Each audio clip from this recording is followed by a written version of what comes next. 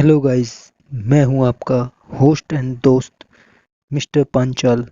और आज हम बात करने जा रहे हैं लिमिटेशन एक्ट की हिस्ट्री और इंट्रोडक्शन के बारे में। लिमिटेशन एक्ट, जिसे हिंदी में परिसीमा अधिनियम भी कहते हैं। आज का डिस्कशन ना केवल लीगल फील्ड से जुड़े लोगों बल्कि एक जागरूक भारतीय के लिए भी जरूरी है। तो ज़्यादा देर ना करते हुए आज की जर्नी शुरू करते हैं।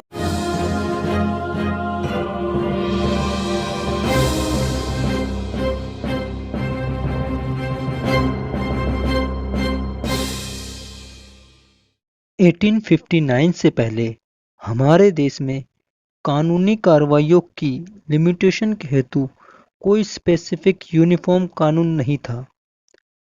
तो उस समय कोर्टों का काम कैसे चलता होगा?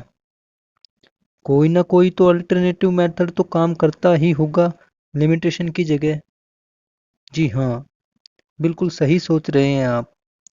तब समय समय पर जरूरत के हिसाब से रेगुलेशंस पास किए जाते थे, जो कि लीगल प्रोसीडिंग्स के लिए लिमिटेशन पीरियड को निर्धारित करते थे। लेकिन कलकत्ता, चेन्नई और मुंबई जैसे प्रेसिडेंसी टाउन में ये रेगुलेशंस काम नहीं करते थे, बल्कि वहाँ इंग्लिश लॉ या कह सकते हैं ब्रिटेन का कानून चलता था। और 1859 में पहली बार लिमिटेशन के विषय पर कोड के रूप में कानून बना, जो 1862 में कार्य रूप में लाया गया। इस कोड के आने से अदालतों के समक्ष आने वाली रोजमर्रा की असमंजसता व अनिश्चितता काफी हद तक समाप्त हो गई थी। इसके बाद इसे रिस्पेक्टिवली 1871, 1877,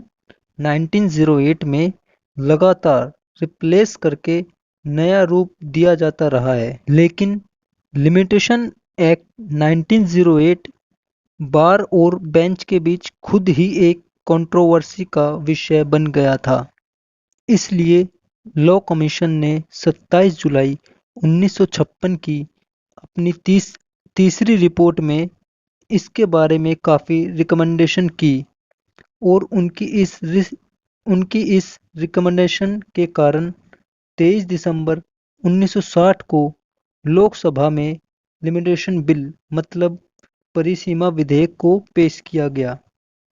लेकिन किन्हीं कारणों से तब यह बिल संसद में पास नहीं हो पाया था और इसे 1962 में दोबारा संसद में पेश करके पास किया गया। माननीय राष्ट्रपति डॉक्टर सर्वपल्ली राधाकृष्णन जी ने 5 अक्टूबर 1963 को इस बिल पर हस्ताक्षर करके अपनी सहमति देकर इसे कानून का रूप दिया और उसी दिन इसे भारत सरकार के ऑफिशियल गैजेट में प्रकाशित भी किया गया। लेकिन इस कानून को लगभग 3 महीने बाद 1 जनवरी 1964 को जम्मू और कश्मीर को छोड़कर पूरे देश में लागू किया गया।